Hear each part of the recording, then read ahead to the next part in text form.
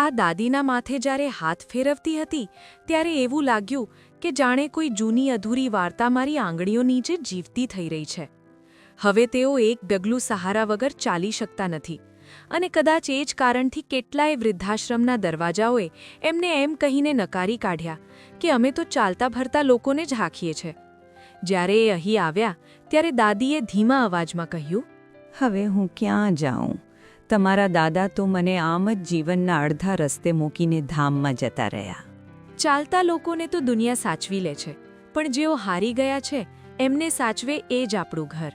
એમનો આખો દિવસ બારીની ફ્રેમમાં જ પૂરો થઈ જતો. જે ચહેરો ક્યારેય પાછો નથી ફરવાનો એની જ રાહ જોવામાં એમણે જિંદગીની સાંજ પાડી દીધી. સમય ભલે ને બધું જ લઈ લે, પણ રાહ જોવાની આદત એ ક્યારેય નથી લઈ શકતો. જ્યારે દવાનો સમય થાય ત્યારે હું દોડીને આવું, દાદી ઉઠો, તમારી દવાનો સમય થઈ ગયો. અને જ્યારે એમના દુખતા પગ દબાવું ત્યારે એવું લાગે કે હું માત્ર પગ નહીં પણ એમના જીવનના વર્ષોનો થાક દબાવી રહી છું. એ જ દાદી જે પહેલાં ઉદાસ આંખોથી દિવસ પસાર કરતા, આજે મારી સાથે બેસીને પોતાના જૂના દિવસો વાગોળે, ક્યારેક ભક્તિમાં લીન થઈ જાય અને વાંચતા વાંચતા અચાનક બોલી પડે, હે ઉપરવાળા, સારું થયું કે તે મને અહીં મોકલી. કદાચ આ જગ્યા એમના માટે માત્ર આશ્રય નહીં પણ એક નવી શરૂઆત બની ગઈ, જ્યાં એમને ફરી એકવાર પરિવાર મળ્યો.